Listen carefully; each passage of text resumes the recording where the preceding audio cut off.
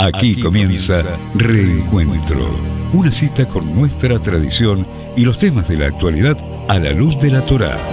Reencuentro le propone un encuentro con el judaísmo. Conduce Alberto Rusco Lequier.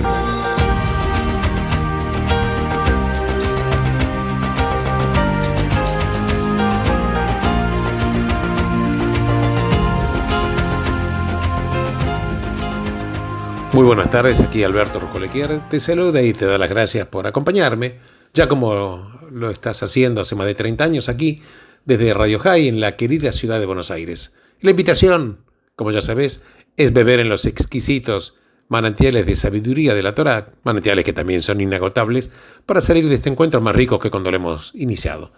Bien, el día de hoy, que es un día que corresponde al día 19 del mes de Adar 2 del calendario hebreo del año 5784, te quiero recordar que el horario para prender velas de Shabbat aquí en la ciudad de Buenos Aires está establecido a las 18 horas 34 minutos. El Shabbat termina mañana a las 19 horas 28 minutos. Bien, vamos a comenzar. Vamos a hablar un poquitito de líderes y cómo se relaciona esto con relatos de la Torá. Bueno, sabes que los líderes conocen los límites, porque un verdadero líder no trata de hacerlo todo por sí mismo. Un verdadero líder arma equipos, crea un lugar para que las personas puedan ejercer y aprender estas aptitudes.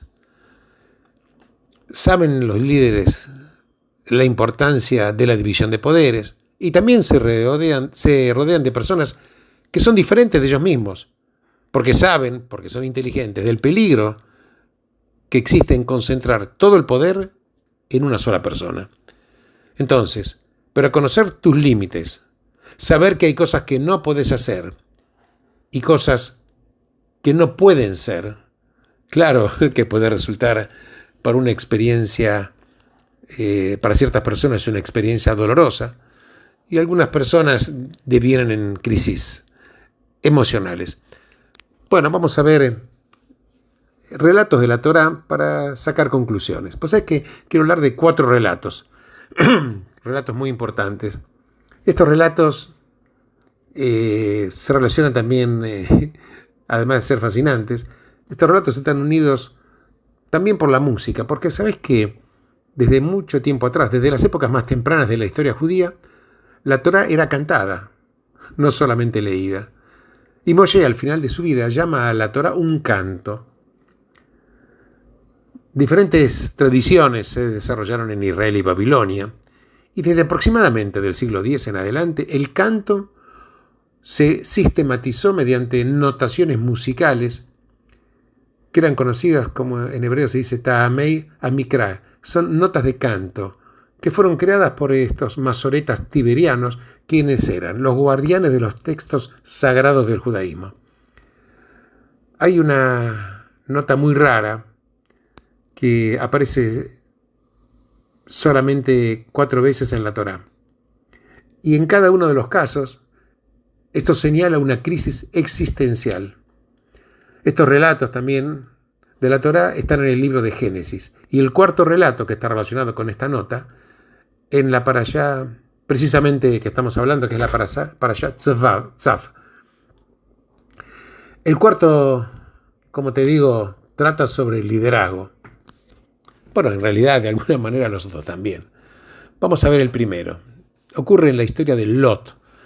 Recordás que después de separarse de su tío Abraham, se asentó en Sodoma.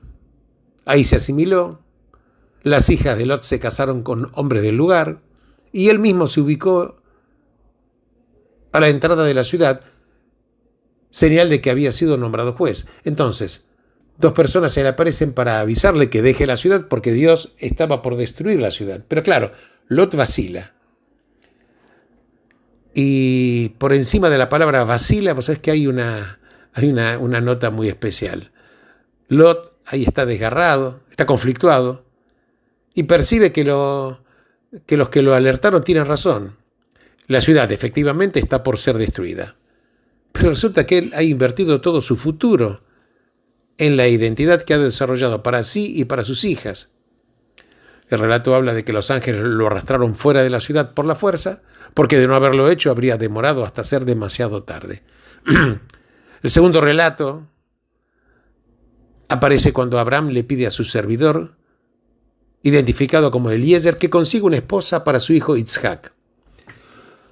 Los comentaristas sugieren que Eliezer tenía una profunda ambivalencia por esta misión, porque si Isaac no se casara y tuviera descendencia, el patrimonio de Abraham podía pasar a Eliezer y a sus hijos, porque Abraham ya lo había dicho antes del nacimiento de Isaac. Dice: soberano Señor, ¿qué puedes darme? Ya que carezco de descendencia y el que heredará mi patrimonio será Eliezer de Damasco. Entonces, si Eliezer tuviera éxito en la misión de traer una esposa para Isaac, y si la pareja tuviera hijos, la posibilidad de que algún día podría adquirir la fortuna de Abraham se iba a disipar totalmente. Entonces, acá hay dos instintos que están en conflicto en su interior. ¿Cuáles son los instintos? Uno es la lealtad con Abraham y su ambición personal es el otro instinto. Lucha la lealtad con la ambición personal. Pero ¿qué dice el versículo? Dice: y él dijo: Señor, Dios de Abraham, envíame con rapidez en este día y muestra bondad hacia mi amo Abraham. Entonces, venció la lealtad de Abraham, pero claro, no sin una intensa lucha o puja. Y de ahí también esta nota muy especial relacionada con el relato. El tercero nos trae a Egipto y a la vida de Yosef. Sabemos que Yosef, vendido como esclavo por sus hermanos, está ahora trabajando en la casa de un egipcio importante. ¿Quién era? Potifar. Estando solo en la casa con la esposa de su amo, se halla en una situación de ser objeto de deseo. Él es bello, es hermoso, y ella quiere acostarse con él. Él se niega porque hacer tal cosa, dice, sería traicionar a mi amo, su esposo. Sería un pecado contra Dios, pero por encima de se negó, hay también una especie de una nota indicando que lo hizo, pero con un considerable esfuerzo. Casi sucumbió. Entonces, en este caso, era más que el habitual conflicto entre el pecado y la tentación. ¿Sabes qué era? Era un conflicto de identidad. Bueno, recordemos que Yosef estaba viviendo en una tierra nueva y desconocida. Sus hermanos lo habían rechazado. Absolutamente, habían dejado bien en claro que no querían que fuera parte de la familia. Entonces, ¿por qué no hacer en Egipto lo que hacen los egipcios? ¿Por qué no ceder al deseo de la esposa si era eso lo que ella quería? La cuestión para Yosef no era solamente ¿está bien esto?, sino también ¿yo soy un judío o soy un egipcio? Claro, estos 3 episodios hablan de alguna manera de conflictos internos. Y estos episodios, estos 3, hablan sobre la identidad. Porque la verdad que hay momentos en que cada uno de nosotros debe decidir no solo qué debo hacer, sino responderse a la pregunta: ¿qué clase de persona seré? ¿Qué clase de persona seré? Esto es determinante en el caso de un líder, lo que nos lleva al 4º episodio, que es el caso de Moshe ocupando el rol central.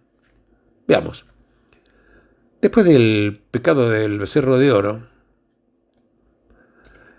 Moshe, siguiendo las instrucciones del Creador, había ordenado a los israelitas construir un santuario que sería, en efecto, un hogar simbólico para Dios en el seno del pueblo. En ese entonces ya se había completado el trabajo y solo le quedaba a Moshe iniciar a Aarón y sus hijos en el oficio.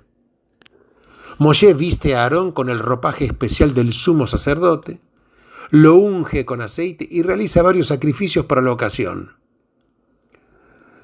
Y acá vemos que también se trata de una lucha interna en la mente de Moshe. Pero, ¿qué era? Porque no existe la más mínima señal en el texto que indique que Moshe estaba en crisis. Pero hagamos una breve reflexión que deja bien en claro de qué se trataba esta lucha interna que tenía Moshe. Claro, hasta ahora Moshe había sido el líder del pueblo judío.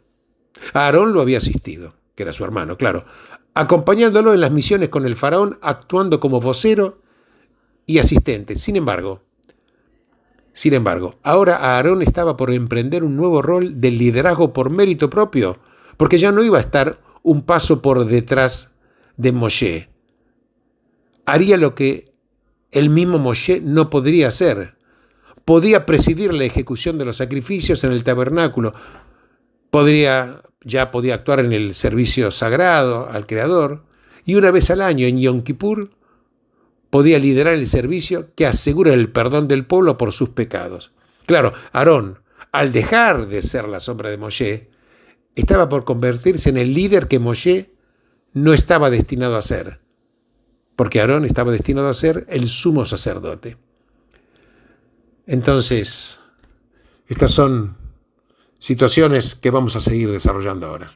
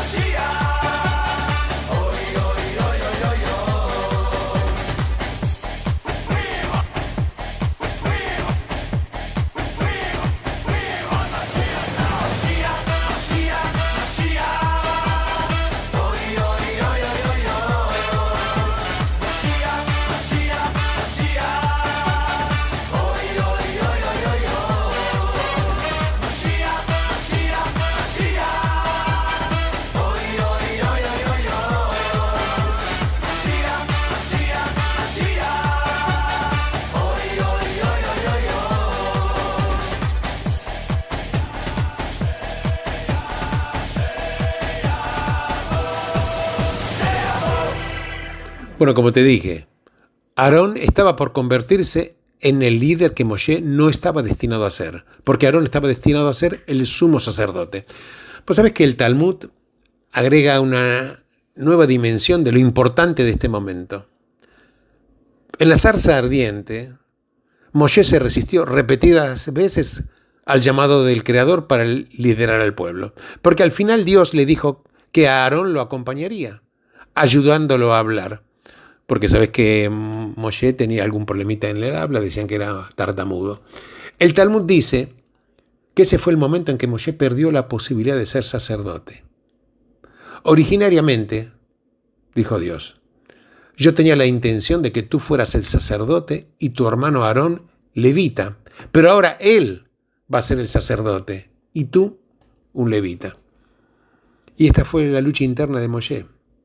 Está por nombrar a su hermano para un cargo que él nunca podría ejercer, ni va a poder ejercer. Las cosas podrían haber sido distintas, claro, pero sabes que la vida no se vive en el mundo del podría haber sido. Seguramente Moshe siente alegría por su hermano, pero le resulta inevitable tener una especie de, ¿cómo te diría?, una sensación de pérdida. Quizás ya sienta lo que descubrirá más tarde, que aunque fue profeta y libertador, Aarón tendría un privilegio negado a Moshe: ver a sus hijos y descendientes heredar su rol. Porque el hijo de un sacerdote es sacerdote, pero el hijo de un profeta raras veces lo es. Entonces, ¿qué nos quieren decir estas 4 historias? Nos quieren decir que llega un momento en el cual tenemos que tomar una decisión acerca de qué somos. Es un momento de verdad existencial. Lot, por ejemplo, es un hebreo, no un ciudadano de Sodoma. Eliezer es el servidor de Abraham, no su heredero. Yosef es el hijo de Jacob, pero no un egipcio de moralidad dudosa. Moshe es profeta, pero no sacerdote. Entonces, para decir que sí a lo que somos, tenemos que tener el coraje de decir que no a lo que no somos. Porque el dolor y la lucha siempre acompañan este tipo de conflictos.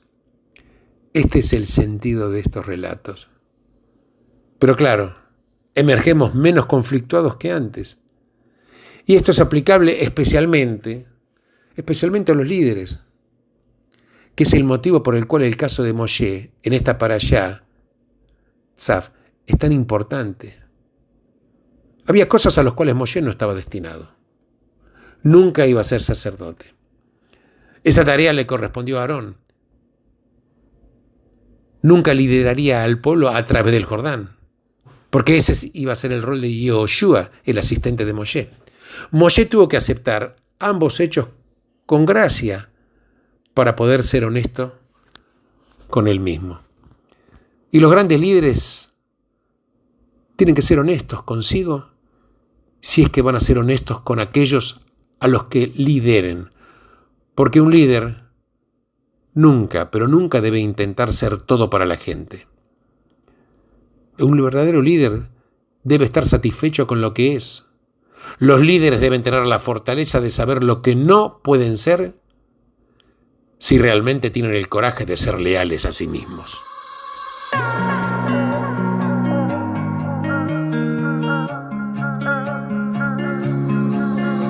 אתה לחשת לי מילים יפות של אהבה בדיוק לפני שנה.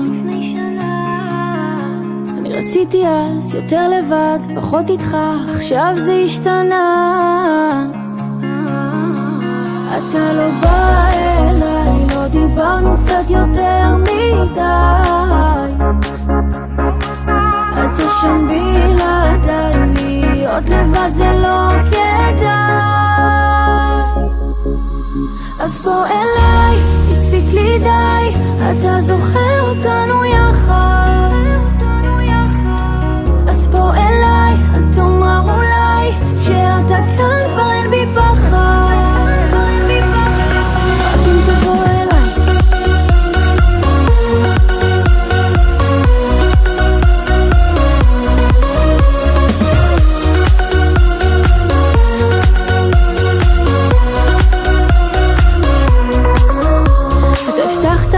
נשיקות, מילים טובות, בדיוק לפני שנה. אני רציתי אז טיפה בצד, פחות איתך, עכשיו זה השתנה. אתה לא בא אליי, לא דיברנו קצת יותר מדי. אתה שם בלעדיי, להיות לבד זה לא כדאי. אז בוא אליי, הספיק לי די, אתה זוכר אותנו יחד. אז בוא אליי, אל תאמר אולי, שאתה כאן כבר אין בי פחד. רק אם תבוא אליי.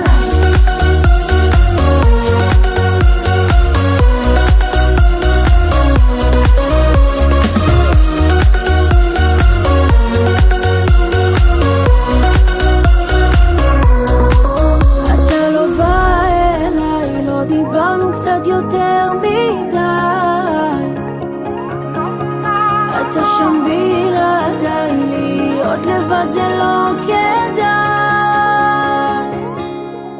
אז בוא אליי, הספיק לי די, אתה זוכר אותנו יחד. אז בוא אליי, אל תאמר אולי, שאתה כאן כבר אין בי פחד.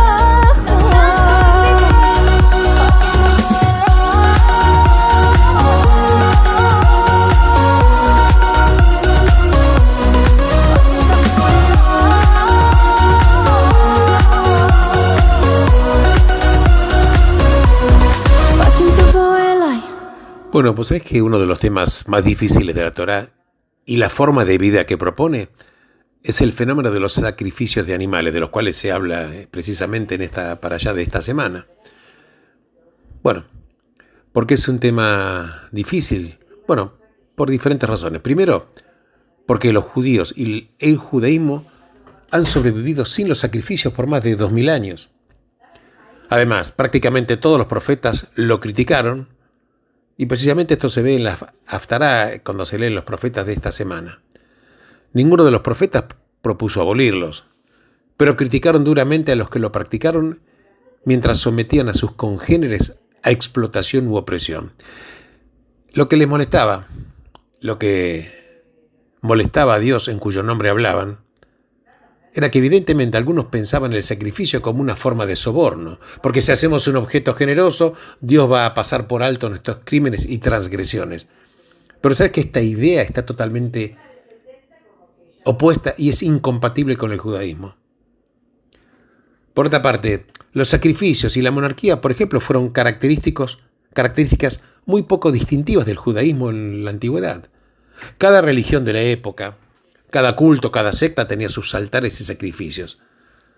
Por último, resulta destacable cómo los sabios lograron sustituir el sacrificio en forma simple y sin sobresaltos, particularmente en el caso por 3 de ellos. Los sacrificios se reemplazaron por la plegaria, por el estudio y por la caridad, o sea, por la tzedaká. La plegaria, especialmente en los 3 servicios diarios, Shaharit, Minjá y Musaf, por ejemplo, reemplazaron las ofrendas habituales, porque el que estudia las leyes del sacrificio es como si hubiera llevado un sacrificio, y el que aporta una caridad es como si hiciera de cierta forma un sacrificio financiero, un reconocimiento de que todo lo que tenemos se lo debemos al Creador. Por otra parte es así. Por lo tanto, aunque rezamos diariamente para la reconstrucción del templo y la restauración de los sacrificios, el principio del sacrificio sigue siendo un tema difícil de entender. Hay muchas teorías propuestas por antropólogos, psicólogos y estudiosos de la Biblia con respecto a qué representan los sacrificios. Pero la mayoría de ellos parte de la base cuestionable de que el sacrificio es esencialmente el mismo acto en las distintas culturas. Claro, esto como base de estudio es muy pobre, porque es necesario entenderlo al tomar en cuenta las creencias distintivas de la cultura que lo realiza. ¿Qué podría significar un sacrificio en una religión donde Dios es el creador y dueño de todo?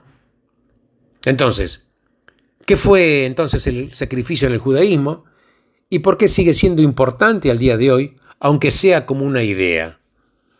Pues es que la respuesta más simple, pese a no explicar los detalles de los diferentes tipos de sacrificios, es posiblemente la siguiente. Estamos dispuestos a hacer sacrificios por quien amamos. Es por eso que, siendo una nación de pastores y agricultores, los israelitas demostraron su amor a Dios llevándole un obsequio simbólico de su ganado y su rebaño, de sus frutos y granos, o sea, de su sustento, porque amar es agradecer. Amar es llevar un ofrecimiento al amado. Amar es dar, porque el sacrificio es la coreografía del amor. Esto es así en muchos aspectos de la vida. Una pareja feliz suele hacer sacrificios por el otro. Los padres hacen enormes sacrificios por sus hijos. Las personas que reciben el llamado, por ejemplo, de curar enfermos, ocuparse del pobre o luchar por la justicia de los débiles frente a los poderosos, muchas veces sacrifican carreras bien remuneradas por sus ideales. En momentos de patriotismo, por ejemplo, la gente se sacrifica por su país. En comunidades fuertes, sus integrantes hacen sacrificios por el otro en caso de angustia o desconsuelo, porque el sacrificio es el superadhesivo de la relación, nos liga unos a otros. Y es por esto que en la época bíblica los sacrificios eran tan importantes, no porque fueran como los demás pueblos, sino porque en el corazón latente del judaísmo está el amor. Está escrito, Amarás al Señor tu Dios con todo tu corazón, con toda tu alma, con toda tu fuerza. Ahora, en otras creencias, el motivo del sacrificio era el temor a la ira y al poder de los dioses, pero el motivo del sacrificio en el judaísmo es el amor. Y esto está incluso íncito en la palabra hebrea que se denomina el sacrificio, el sustantivo korban y el verbo leakriv, que quiere decir venir, atraer. El nombre de Dios utilizado en el contexto de los sacrificios es Hashem, porque Dios, este concepto es Dios en el concepto de amor y compasión. Y nunca utilizamos Elohim, que es el Dios de la justicia y la rectitud. Porque la palabra Hashem aparece, para que sepas, 209 veces. Incluso la porción de la Torá de la semana pasada, Vaikra, es un llamado al amor. Porque cuando hay amor hay sacrificio. Y una vez que comprendemos esto, nos damos cuenta de cuán profundamente relevante es el concepto del sacrificio en el siglo XXI. Las principales instituciones del mundo moderno, el Estado liberal democrático y la economía de mercado, se desarrollaron sobre el modelo del actor racional, o sea, el que maximiza los beneficios para sí. Pero hay un pensador, Hobbes, que dice que el contrato social señala que está en el interés de cada uno ceder una parte de sus derechos a una institución central encargada de asegurar el imperio de la ley y la defensa del dominio. Veamos qué dice Adam Smith, el famoso economista. La visión de Adam Smith acerca de la economía de mercado fue que si cada uno actúa para maximizar su ventaja, esto va a resultar en el crecimiento de valor común. La política y economía modernas fueron creadas sobre la base de la búsqueda racional del propio interés. Claro, esto no tiene nada de malo. Fue pensado quizás por motivos elevados. La intención fue un intento de lograr la paz en una Europa que durante siglos había sido arrasada por la guerra. El Estado democrático y la economía de mercado fueron, la verdad, intentos serios de encauzar el poder del interés propio con el fin de combatir las pasiones destructivas que conducen a la violencia. El hecho de que la economía y la política estaban basadas en el interés propio no negaba esto la posibilidad de que las familias y las comunidades fueran sostenidas por el altruismo. No estaba mal el sistema, era bueno. En la actualidad, sin embargo, después de varios siglos, el concepto de amor como sacrificio se fue diluyendo en diferentes áreas de la vida. Y esto se ve especialmente en las relaciones humanas, absolutamente.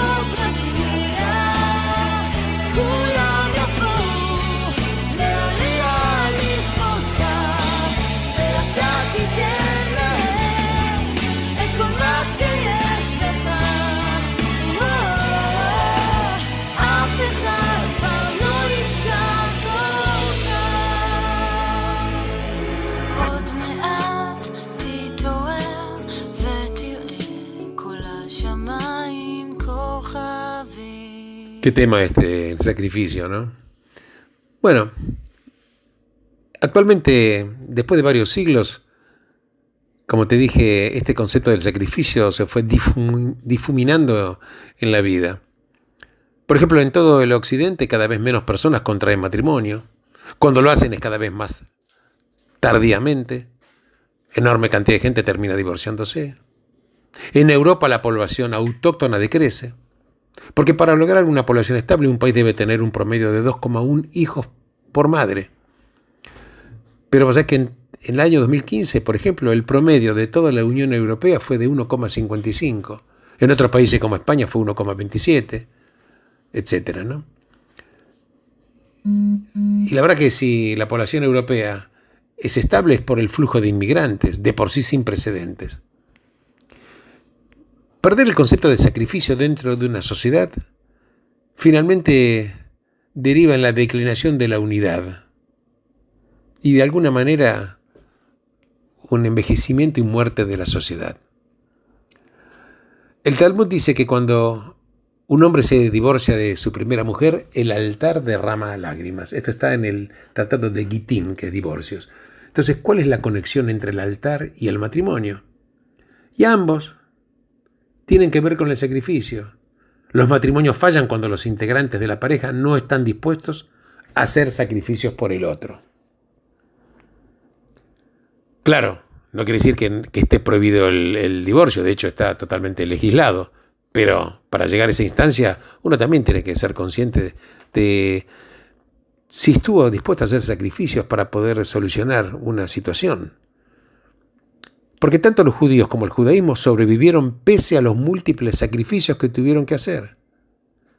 Pues sabés que en el siglo XI, Yehuda Halevi manifestó el asombro que le producía al ver que los judíos seguían siendo judíos, pese a que con una palabra apenas emitida podían convertirse a la fe de la mayoría y vivir una vida relativamente tranquila. También es posible que el judaísmo haya sobrevivido debido a esos sacrificios, porque cuando el pueblo se sacrifica por sus ideales, los ideales permanecen fuertes. Claro, el sacrificio en definitiva es una expresión de amor. No todo sacrificio es sagrado, claro. Los suicidas, por ejemplo, sacrifican sus vidas y las de sus víctimas. Obviamente, estos no son sacrificios adecuados, pero la existencia de los sacrificios de animales en la Torá puede haber sido una forma de prevenir los sacrificios humanos manifestados por medio de la violencia y de la guerra. Pero el principio del sacrificio permanece. ¿Por qué? Porque es el regalo que hacemos a qué y a quién amamos.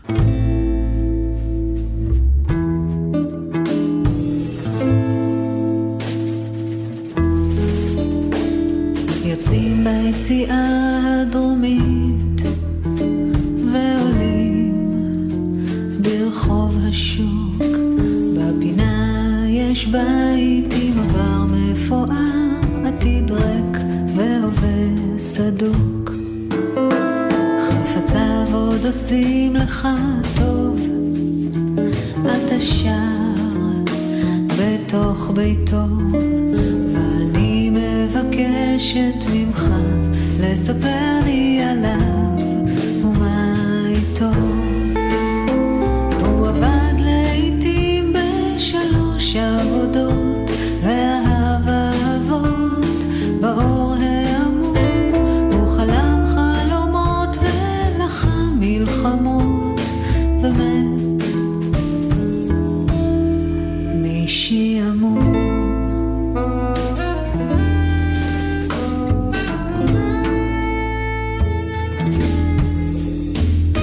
יוצאים ביציאה הדרומית ועולים ברחוב השוק, בפינה יש בית עם עבר מפואר, עתיד ריק והווה סדוק, הוא חטא בנאיביות עד קצה התור, לא תפסת אותו ברגעים של חולשה, הוא אמר יש לי רק אותי בסוף היום ומת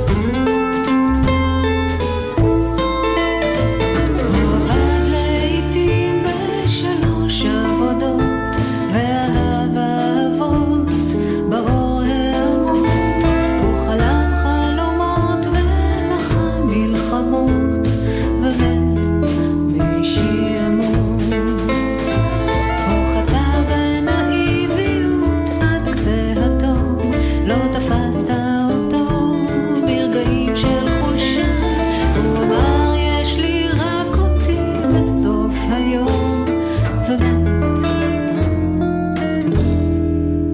מבושה. Bueno, la verdad que quiero pasarte algunas ideas básicas respecto de la parashá de esta semana, que es una parashá hermosísima como todas, ¿no? Y también muy compleja, muy profunda. Bueno, esta parashá en síntesis habla precisamente de las ofrendas que tenían que ofrecer especialmente los sacerdotes. Y por eso la parashá comienza cuando Dios le dice a Moshe: ordena a Aarón y a sus hijos. La verdad que estas ofrendas que se traían era para expiar el pecado del becerro de oro, ocurrido antes de la construcción del santuario o Mishkan, y en el cual había participado Aarón.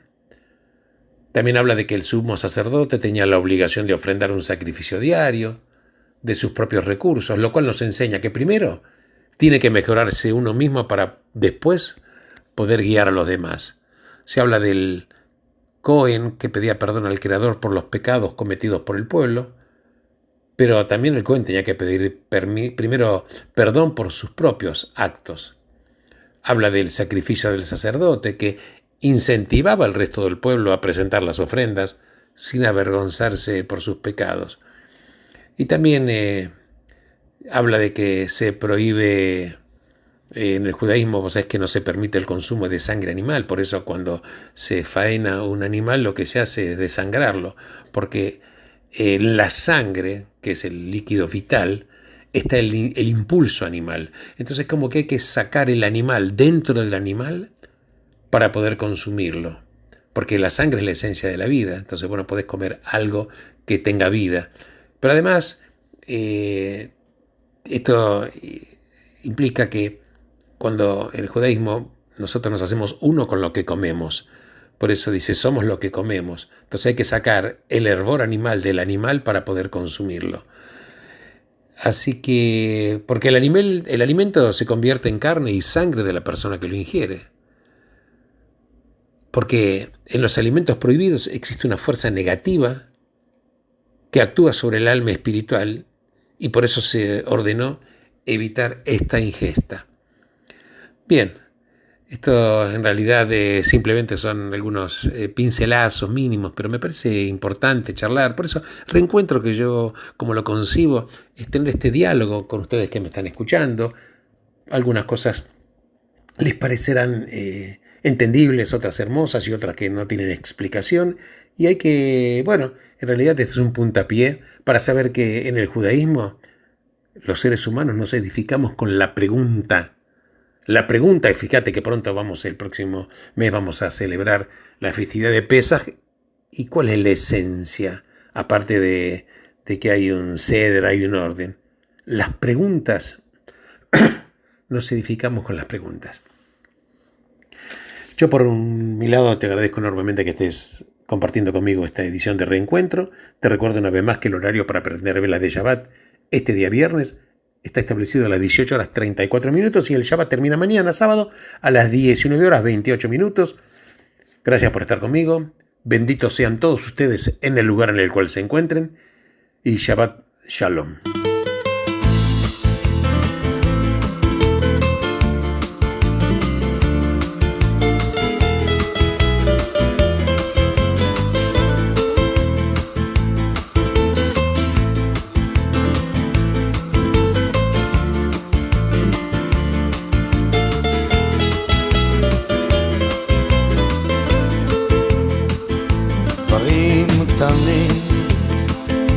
דברים פשוטים וקצת הפתעות באמצע הדרך, זמנים חולפים ומשתנים. אתמול אתה היית מלך, לאן פרחו הציפיות ואיך נשארת בלי תשובה, עוד לא הספקת לעשות.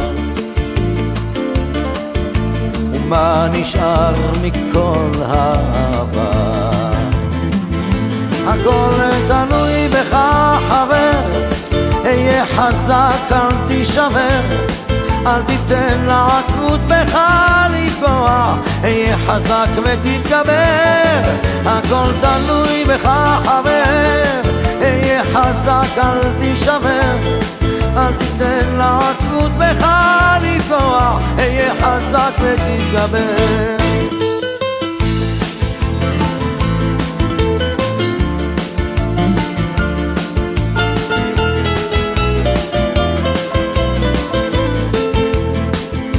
קשה לראות, אך לפעמים גלגל נסגר באמצע הסיפור, ואין כבר כוח לגופך יותר למשוך, יכולת לוותר אבל לך אסור, הכל תלוי בך חבר, היה חזק, אל תישבר, אל תיתן לעצמות בך לפגוע, היה חזק ותתגבר, הכל תלוי בך חבר, היה חזק, אל תישבר, אל תיתן לעצמות בך לפגוע, היה חזק ותתגבר. המסקנה חבר, אסוף את כל הכוח, קל יותר לדבר כשהפחד משתחרר,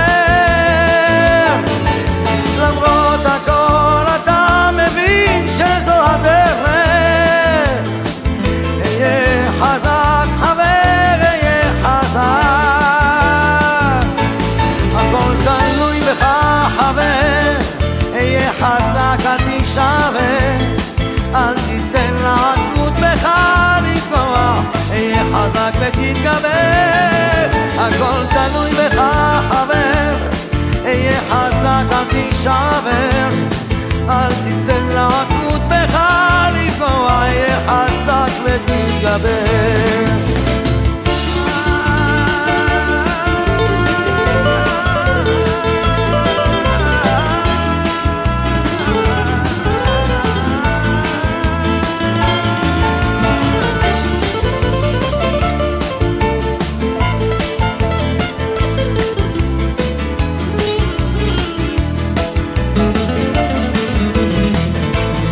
הכל תלוי בך חבר, היה חזק, אל תישבר, אל תיתן לעצמות בך לפגוע, היה חזק ותתגבר, הכל תלוי בך חבר, היה חזק, אל תישבר, אל תיתן לעצמות בך לפגוע, היה חזק ותתגבר.